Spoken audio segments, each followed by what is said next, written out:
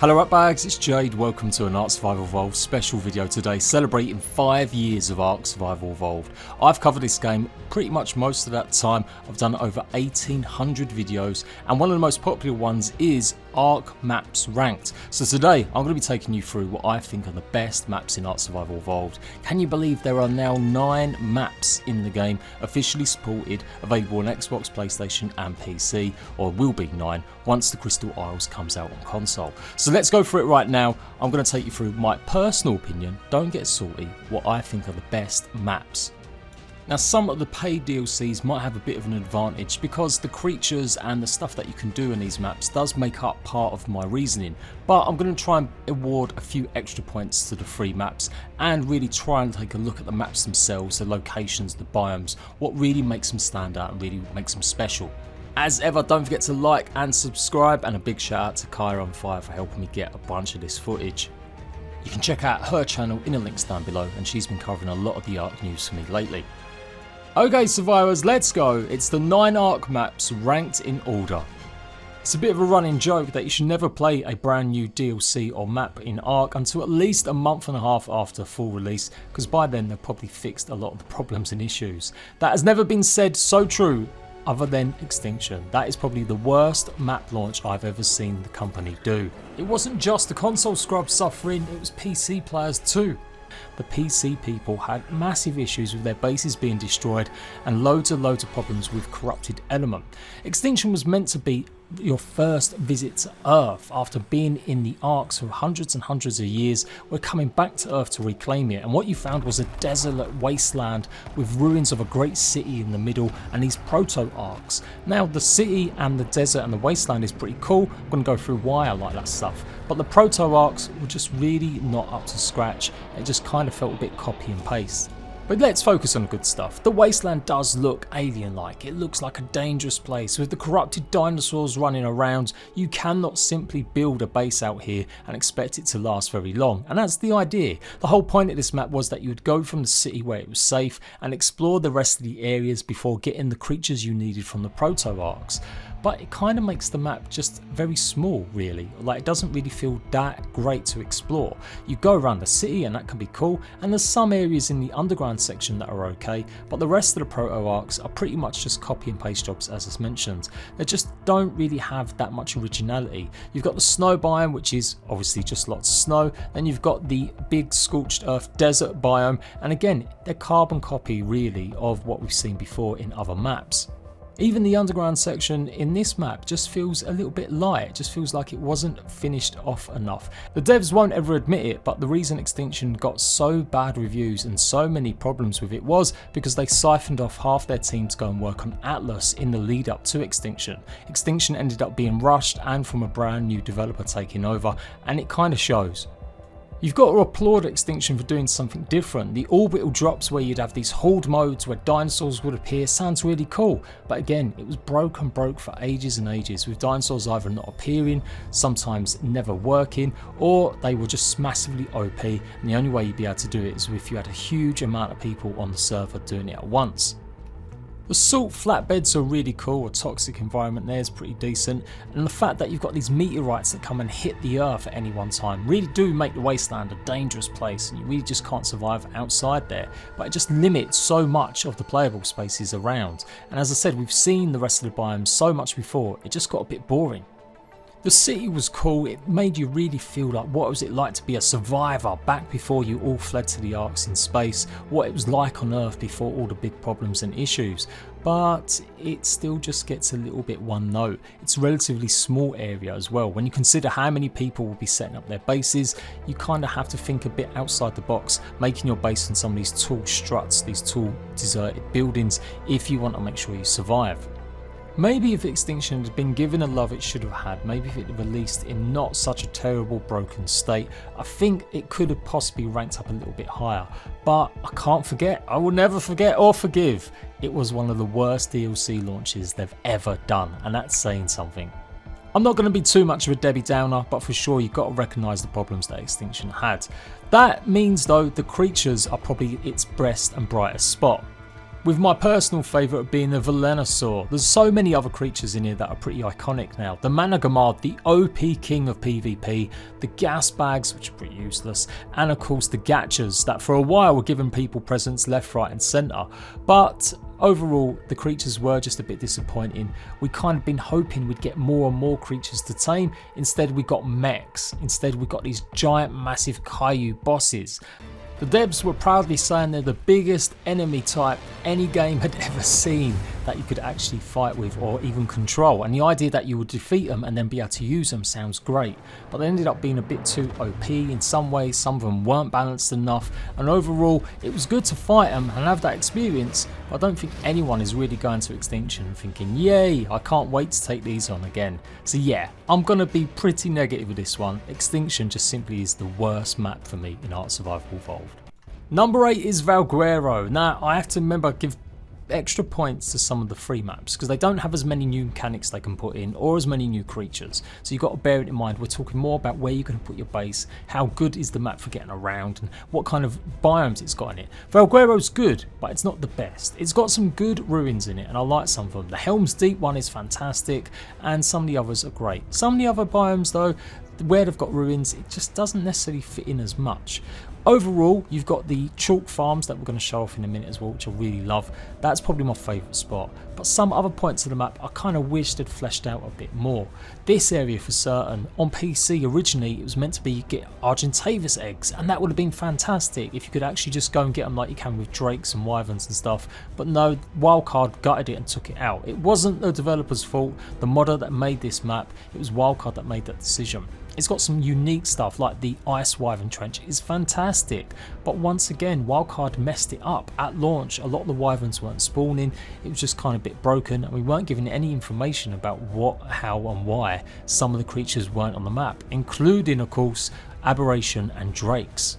Again, originally the modder wanted the Drakes as part of the Aberration cave section, and that would have made this map almost complete in having lots of different mechanics, different creatures and challenges to go and get. But Wildcard stripped it back, obviously trying to make sure that Aberration still remained unique, and it kind of ruined it. There are still some aberrant creatures you can go and get for sure. If people have never realised they can spawn it in themselves in single player or trade from on official, then it's a great place to go and experience some of them creatures. But overall I did feel like this area is just a bit too copy and paste from what we'd had in Aberration already. For me, the standout biome is the chalk hills. It looks great, it's fantastic. You've got the rock golems and of course you've got the Deinonychus, one of my favourite creatures added to the game. There's some really pretty locations here. I love the backdrop of the cliffs and I love the greenery going around. So definitely one of the best spots, the plus points of this map. It's not Valguero's fault or the modders. Wildcard did probably just strip back a few too many things. Although I would still argue we got to experience a lot more stuff than I think people give it credit for. And just because it doesn't have drakes doesn't mean the map is ruined. But I still felt like the rest of the map could have done with a little bit more uniqueness. It would have been more interesting to see even more unique biomes rather than just some of the stuff we've kind of seen in other maps like the Redwood, etc. You've got the boreal forest and stuff, but it just really wasn't on the level I was expecting. And one of the worst things in this map is the water biome. It's just completely useless. Landlocked, you go in there, there's no big abundance of resources to make it even reasonably a challenge why you would want to go in there, and there's easier ways to get a lot of the water creatures. Valguero was good, it got hampered by the stuff they took out, but it still maybe didn't have enough extra new bells and whistles that I was looking for. Let's go, it's number 7, Genesis. Technically, it's not even a map. I was one of the first to tell you guys, and for ages everyone was telling me I was wrong, but I was right. It's not actually a fully fledged map. Instead, what you've got is a theme park. You've got areas that you teleport to, kind of taking a little bit from Extinction with the proto-arks and just not having them big domes, just barriers that put up everywhere. It's meant to be a simulation. So with a simulation, you could do whatever the hell you wanted. Instead, we still got pretty generic copy and paste jobs, and the areas that you explore are really small. They're just really not fit. You're not meant to come here and build bases. You're not meant to make a life for yourself on the Genesis simulation areas. Instead, you just come here to get the dinosaurs and have these new missions. Now, you've got to say, the missions were a fantastic attempt at adding something new, and Wildcard are good at that in terms of having the idea anyway. It's always just the execution. And if Genesis could have got these missions working, could have got them rewarding, not being so OP and hard for some of them and just being really unrewarding, I think again Genesis would be a much higher. If you're going to have a new idea, you've got to make sure it works, and that's just the problem with Genesis. It just didn't. Again, there were so many problems with it at launch. It took over a month to get it fixed, and console was still having massive problems. Anyway, I digress. The best bit of Genesis for me is the bog biome. Surprisingly, I'm not a big fan of underground areas or places where I can't see the proper sky, but the bog biome is really alien-like. It looks fantastic, it's got some new areas, it's got some new trees, and it's got one of my favourite creatures in Ark Survival Evolved, the bog spider, otherwise known as the Bloodstalker. Absolutely my favourite creature going. The way that Wildcard implemented the new creatures was pretty decent as well. It does make it kind of that objective to go and get a bog spider, to go and get yourself an Astrocetus, the space whale, and the creatures are great. They've all got unique abilities, and I love that Wildcard do that with these creatures. Across their DLCs, they really think about adding new abilities, adding new ways to make the game interesting and mixing it up. The volcano biome is pretty decent. It's a much more fleshed out, and I much prefer this to any of the other maps volcano areas, including the center or the Ragnarok's volcano. The deep underground caverns that you can go into as well are really cool, and it's definitely a challenge trying to get through here to get a rock drake, so that's what you need as well in these maps, lots of challenges. And for sure Genesis has got loads with the really hard mission types that they've got, as well as obviously some of the underwater sections which are really cool too. But for the same reasons that I don't rate Extinction, Genesis has them problems. You're not meant to, and I've said it about 3 times now, build your bases in some of these areas, and it just makes the whole map redundant. You just know where to go. Why are you going to be here making bases when you're either going to have problems putting it down because there's too many missions around you, or you've got things like this, giant snowstorms that make about a quarter of the map unusable. I've got no problem with elemental effects and environments and weather effects, but you've got to make them cycled. You can't just have an area consistently just covered in snowstorm just to make the game a little bit harder. And that's what they ended up doing as well with Genesis. It just makes a lot of the areas not places you want to live, even though they can look great. Maybe I'm looking at it the wrong way round. Maybe Wildcard recognise that a lot of their modded maps are some of players' favourites, and they know that people have got like 8 other maps to play on. So they decided just to focus on getting stuff, having challenges, having the missions, rather than think about actually you guys settling down and making some of these places your homes. I guess that's the kind of way of looking at it rather than negatively. They wanted to make this a theme park. They wanted to make somewhere where it's a challenge and you can do stuff more centred towards PvE players, and that was definitely needed because it's been a while since we've had content specifically for them players with so many nerfs and buffs strictly for PvP. Before we go, I have to say though, the space biome is one of the most fantastical looking, and the Astrocetus and the effects that jump off of it are simply amazing. For sure, I love the way it moves, I love the look of the space environment, even if it is a real challenge, and that's what you need. This is always going to be a challenge to get up here and get resources, and it is another way that they're reinventing some of the biomes and some of the ways that you can play the game. The Astrocetus though is simply amazing and is one of my favourite looking creatures in the game, but the bog spider is definitely my favourite to use. Once again, Wildcard have done something different. They tried to add something new with the missions, but it pissed off so many people not being able to place bases down where they wanted to. And even though you can turn that off on your private servers or your single player, it still is just a bit rubbish that the official way to play means that you really aren't meant to spend too much time on any of these fantastic looking biomes. The no flyer situation is a bit of a negative as well. I personally don't mind. I think it obviously makes sense.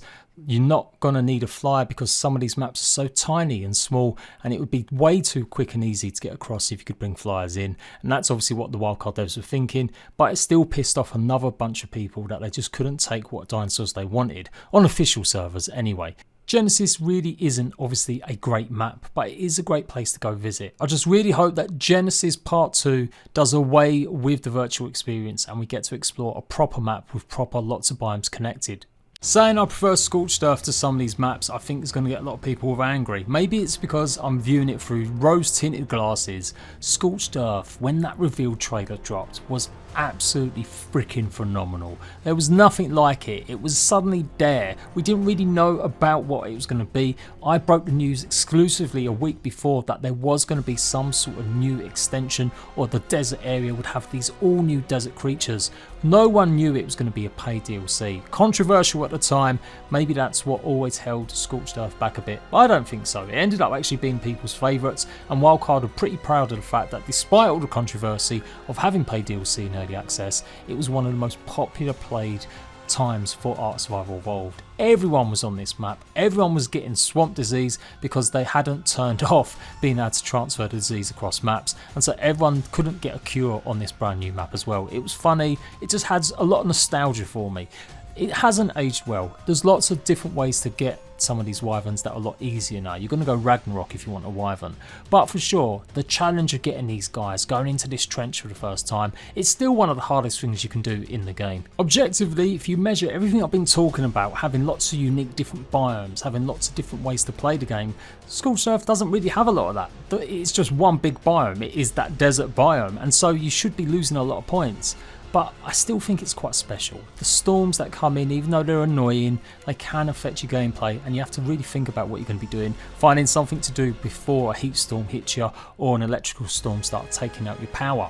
I do wish they'd added some more biomes to it so it wasn't just so desert-like, maybe underground oases. I think that's why Scorched Earth isn't a lot of people's favourites, because it does just get very similar and very samey very quickly. But it's still a challenge, and I think that's why it's still there for me. The creature selection's pretty good as well. It's got one of the biggest selection of creatures out of a lot of the DLCs, and going here and experimenting with some of the new ones was great. It could have done with more explorable dungeons. I love the ruins in Scorched Earth, they're some of my favourite, the caves, but only maybe 3 of them being there really was a bit of a downer as well. Also a major downer not having a full Ascension cutscene. It still rankles with a lot of players. You've got an Ascension scene for Aberration, you've got it for the end of the base game, and of course we've got the Extinction stuff that's gone on with the ending of that. But Scorched Earth never received it because they rushed the DLC out, because it was what saved Ark Survival Evolved. If they hadn't got this DLC out, even though it was early access, and made some extra money, there could have been a real danger that Ark would never have got completed. Doesn't offer as many pretty spots to build because it is just all a bit too similar, but I still think that Scorched Earth's got lots of value in it, and definitely as an experience, going and getting the wyverns for the first time is a real challenge. It's the one and only time we got a proper new building set, Scorched Earth Adobe stuff. That was fantastic. I wished Wildcard would return to that and make sure that we always get some building sets, proper building sets in all future DLC. Props too that a lot of the items were really useful, like the chainsaw and the flamethrower. Great new items added to it. Again, not as many boss fights as it should have had, but the Manticore was also a fantastic challenge. Overall, I think Scorched Earth is underrated and just needs a little bit more love. Technically, Crystal Isles isn't out yet, yes I realise, and there's probably going to be a bit of work done and changed, but they just announced that they've finished internally working on it, and I reckon a lot of the biomes are still going to be there. They've not said they've stripped out a bunch of stuff, and some of the big draws like the islands are going to be there. This map won't be coming to Xbox and PlayStation for a while yet, but is about to launch on PC to celebrate the 5th birthday of Ark Survival Evolved. It's a great map, it's a fantastic, and when I first saw these floating islands I was like, whoa! This is going to be nuts. It's a huge map as well. It's easily the biggest map. I think it's much bigger than Ragnarok. I could be wrong, but I'm pretty sure it is bigger than Ragnarok. And for that reason, it's good and bad. It's got some really unique stuff. If I said that Valguero didn't go out there enough with its biomes, then all of this foliage makes and transforms these biomes. Sometimes it's a bit too much. I actually would prefer it if there wasn't as many trees in the map. I would rather see a little bit more of the structures and the topography and the landmarks underneath all the foliage, but it definitely separates it. You know you're going into a new biome because you can see all the pink trees, you can see all the green, the orange, the blue, whatever it is. But there's some really cool building spots. It is a builder's paradise. Lots of flat lands, lots of places to make pretty bases, and I think that's why it's going to be really high on people's lists as one of the best maps. Of course, it has got its own unique creatures, and just confirmed that they're still including the crystal wyverns and the liquid dinosaurs, and that will be coming to Xbox and PlayStation as well as PC, but they probably won't have the same abilities. They're probably going to get nerfed quite a bit. There are so many areas to go and explore. It takes forever to get around the Crystal Isles, even in uncompleted form, but for sure it's got something very different about it, and I like the fact that they've got these big crystals sticking out as well. This was the first time we'd kind of seen some of this stuff as well, only maybe a little bit in Aberration. I'm pretty sure Crystal Isles was made before Aberration came out, or it was in development, so it was pretty unique seeing this stuff. Obviously it's got its own challenging wyvern trench as well, where you can go and get some wyverns. I'm really looking forward to seeing what they've done with it, how much they've maybe scoped back a little bit, if anything, and how the new creatures gel. Now they might not have the same abilities or will be a bit different. So for sure, I think Crystal Isles is going to be there. I reckon it'll be a lot of people's number 3 because of them building spots. It's got unique biomes, it's still got the stuff you're used to seeing, but the floating islands are the true standout thing in this map, and I think a lot of people are going to spend a lot of time. I think PvPers are going to love this map. There's so many spots to go and hide and build your bases. I can definitely see this map becoming people's favourites, but I couldn't rank it up that highly because it's technically not fully done yet, but it will be here soon, and you kind of get the gist of what to expect. And when I talk about weird biomes, this is definitely what I'm talking about. The Eldritch section is fantastic. Now, they're probably getting rid of these bubbles and some of these stuff, but if they can keep even half of it, I think it will make a really good addition, and it really will separate the Crystal Isles from a lot of the other maps. One of the very first modded maps to really go out there and push what you could do in terms of new biomes and new structures and adding new foliage. I reckon the Crystal Isles is going to be a lot of people's favourites when it releases very, very soon. In my last video, I put Aberration as my least favourite map. I really don't like being underground. I really like seeing some sky, and I like the idea that I can have my flyers. So Aberration, when it first came out, I hated it. I really didn't like it at all. I didn't think it had enough biomes in it. I felt like the playing space was really small, and I still think that. But over time, when I've gone to revisit it, I've started appreciating what Aberration is. It's a challenge. That's what you're here for. The big challenge of getting a Reaper, the big challenge of getting yourself a Rock Drake. This is why this map's great, because it does offer that progression. You start off in the top areas where it's still dangerous, but as you go deeper and deeper into Aberration, it gets harder and harder, and I like that progression system. It really is designed as a challenging experience for ARK survivors, veteran survivors. Not a map you want to go and start off first if you're picking up ARK for the first time. For sure, I think you should be taking this on well, maybe 3rd or 4th after some of the other maps. But yeah, as a challenge, getting them creatures, it's astounding. They still could have maybe added just a few more different biomes. It still feels like I'm just running around the same old spots in the same old caverns. And it's such big caverns as well. It really screams out that we could have had some flyers in here. Or certainly now that you've got more Rock Drake creatures, or even a Managamar, although I'm not sure it actually works in Aberration. I think that could have been interesting if we'd had various smaller biomes instead of these great big massive caverns. The bioluminescence section's fantastic. It's a challenge as well when the nameless start appearing, and I really like the looks of it. You can easily get lost in this section, but again, it was just too small. There just wasn't enough to go and do, and you're certainly not going to be building too many bases down here. Again, for me, I like exploring lots of different biomes. I'd rather they be really small and compact, but all be very unique from each other, rather than just go around these big massive areas that kind of just feel the same. And yeah, for sure, after a while I was longing to see some sky, and once you've been down the deep dark caves trying to get the drakes and stuff, you just want to see a little bit of blue sky. But obviously the whole point of the map is it's a malfunctioning ARK. Warped, corrupted, it's definitely one of the hardest maps you'll face. The first time some of these guys pop out, I literally pooed my pants, and even more so when a Reaper appeared. One of the hardest creatures to tame in ARK Survival Evolved. Again, it's all part of that challenge, and embracing Aberration as a challenge and accepting it's not going to be a place where you're going to have lots of pretty bases and not spend loads of time, but just view it as a point of really conquering this map. I guess obviously the drakes would be the reason you don't need a flyer, because once you get one of these bad boys, gliding around the caverns, the big huge ones, becomes a breeze. But there is still just a little bit too many limitations, and it's just not enough variety in the biomes and the environment to explore for me. I also didn't really like the fact there was only one big boss fight to face, and that was Rockwell. It really was a bit disappointing there wasn't as many big creatures to take on. Obviously I know the Queen Reapers are a challenge, but yeah, really disappointed it was just Rockwell. So that's why Aberration is where it's at. Alright, get ready people, about to start downvoting right now. I'm putting Ragnarok as number 3. Just like I did last time, nothing's changed. Ragnarok is too big. There, I'll say it again. Listen, Let me break this down for you. I love maps that offer lots of different biomes. I love maps that give me reasons to go and explore. What I don't necessarily love is spending 10 days to get across the bloody map. I just feel that Ragnarok's got a lot of filler. Ragnarok is filled with places that look like they could come from the real world, places like Scotland and some of the more desert areas looking like they come from the Middle East. So I love that aspect. I love that it's more based in reality. There isn't as much fantastical stuff going on in Ragnarok, but it is just a bit fillery. Them areas, particularly the desert, they've added it at last minute kind of stages. It was the last update to go through, and I really wish they'd added some more unique different biomes rather than just one big large desert, but that was what they wanted. It also borrows a bit too heavily from some of the other maps as well, like the base game, with the Wyvern Trench being there, with the desert area being there, just expanded. So you've got Scorched Earth, literally, you could put most of that inside the space that is on Ragnarok. It's such a huge map, but it just becomes a bit samey. Don't get me wrong, I love the map, hence why it's number 3. It's not like I don't like it, but really critical, really looking at it, I think it could have benefited from some more outlandish structures or added some more unique different biomes to the map rather than just what we kind of seen before. I really love the steppes area, I love Castle Valguero, that's one of the best areas too in the game.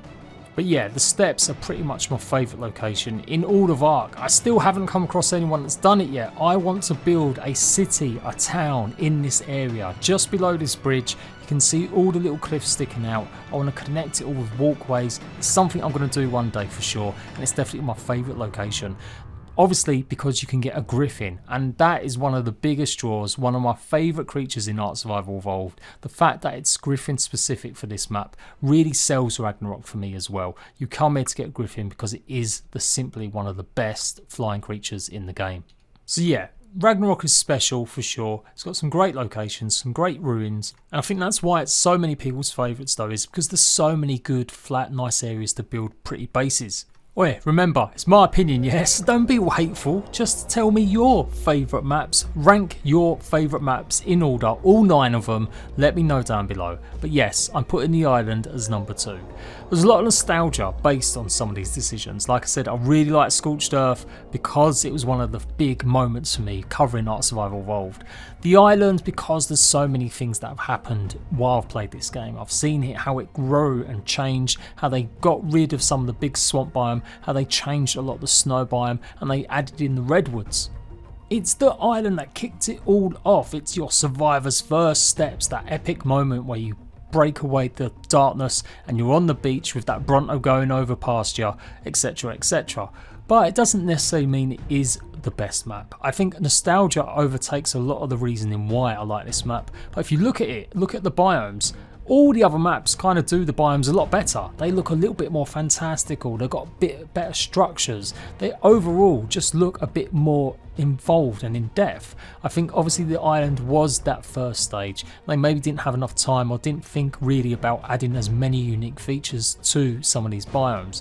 It's got lots of ruins, it's got lots of things to explore of course, but you know, it hasn't got the grand, big, massive scale that some of the other big maps have, and it doesn't have that fantastical element to it either.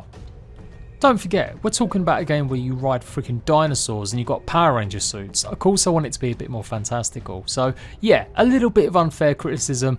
Obviously the island is what all these modders took their ideas and expanded on. So they had a base to go from, and so it was much easier to make their biomes look even more unique, even more outlandish. But the island does have some really other good points though. It's got the best selection of caves, and as a challenge you still need that in some of these maps, and it's got a varied selection. You know, some of them can be a bit tough, some of them are a bit of an easy walkthrough, and some of them are still bugged out and broken. What the island does do well is it's got that balance of biomes pretty much just about spot on. None of the biomes are too big. I would argue maybe the snow biome just about could have been done with a little bit of extra work to make it a bit more interesting. But each small biome kind of fits in and gels nicely together, and the island has kind of laid it out just about perfectly. With its 3 dedicated boss fights and of course the Ascension and final boss fight, it is always going to have that one up against all the other maps, even the paid DLCs, where generally you only get one boss fight other than Extinction. So yeah, the island's got it all to go for. If you want the full ARK experience, you've got to start on the island, and then you can maybe go on to my next map and then maybe think about some of the other DLCs. But for me, the island is great, it's got nostalgia value, but it still just lacks a little bit in the creativity, the little bit of fantasy that I really enjoy in Ark Survival Evolved. I'm going to take so much flack for putting this as number 1, I don't care. ARK has been a game that's been part of my life for nearly 5 years. It was the big moment for me that I started doing YouTube full time, and I could see myself making a career out of making news about survival games or just games in general.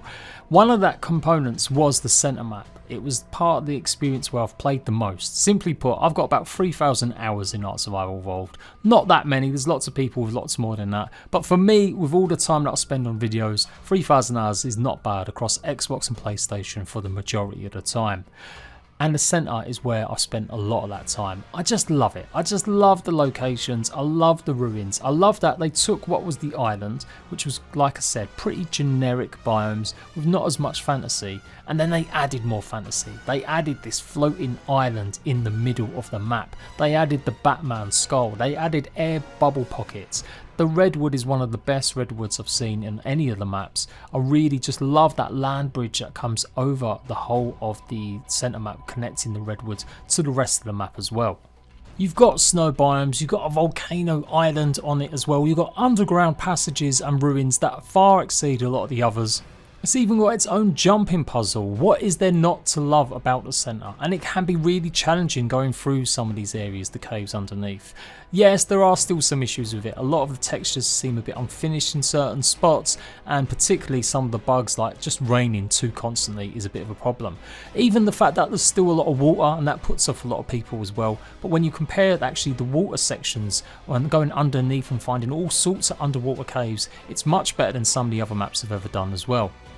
As I said, I've had some good times on this map, making loads of different servers on the Xbox and the PlayStation, doing lots of Dino War events with rat bags, doing lots of base tours, all sorts of stuff. This is where I've spent the most time just playing the game, having fun and just hanging out with friends. Also, the boss fight's really unique and it's got its own arena as well, which I really appreciated. Agree? Probably disagree? Let me know in the comment section what are your favourite Ark maps and why. And I'll see you rat bags for another ranked map video, I guess, when Genesis Part 2 comes out.